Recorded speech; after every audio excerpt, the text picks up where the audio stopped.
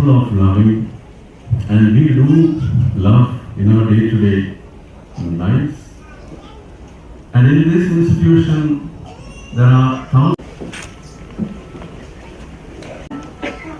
I'll begin with a verse from Isaiah chapter 25 verses 1. Lord, you are my God. I will exalt you and praise your name. Institutionalized. We can make a social. I would like to conclude with a word on happiness. Today we know that there are a lot of research happening. Achievements can make us happy.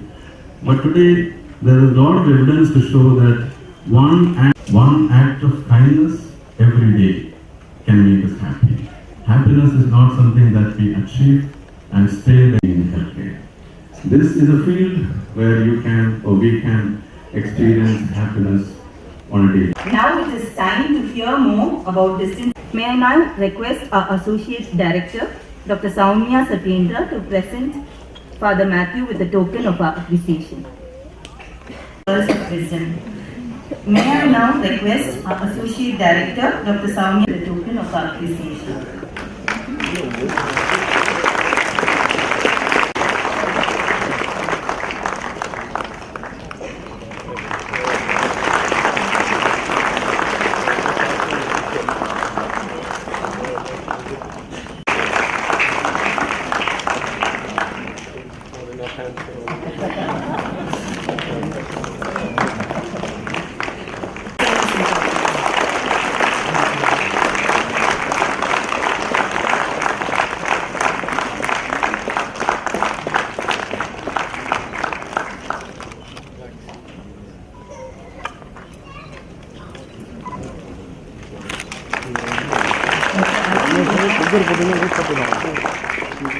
Dr. Arun Kumar, second position and distinction academic performance.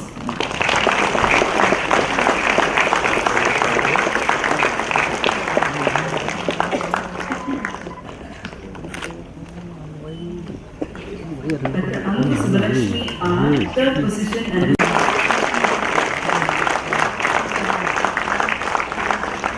Dr. Divya Rachel Matthew, third position in distinction academic performance and excellence in project in Anesthesia. Madam, Lal Ram Sangeet Kumar, distinction in academic performance and excellence in project in Anesthesia. Madam.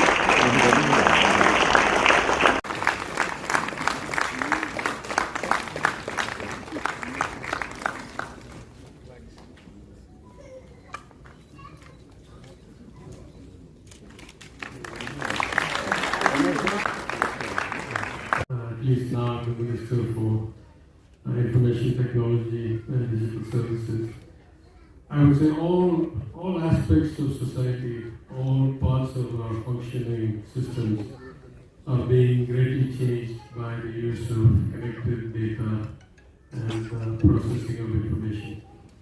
That is happening in large measure in the health field as well.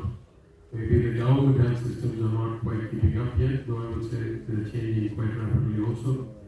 But in the open market, the use of technology, of the capture of data, the analysis of data is just exploding. So if I have a piece of advice for you, I would say just keep on top of that. Try to improve your own practices, your own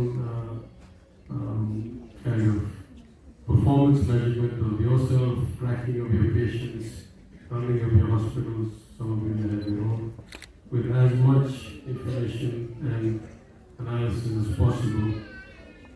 If you don't keep up with the developments will overtake you.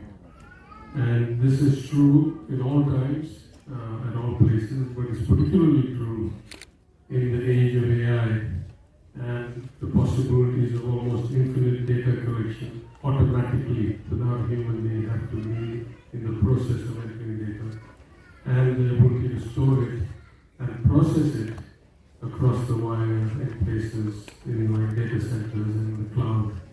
So there's going to be a big impact of AI, in my view, in the coming years, and it's going to require you to focus more on the human element, more on the thinking outside the box, and to learn to use the technology and to use the data in ways ways that make you a better doctor. No doctor, no human being has infinite memory.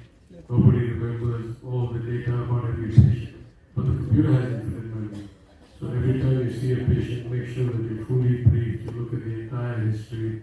The best hospitals and the best systems actually will compare the clinical prognosis plus all the data for whatever the history of patient interaction that you had, and will make your job much better and much easier and make your performance much better.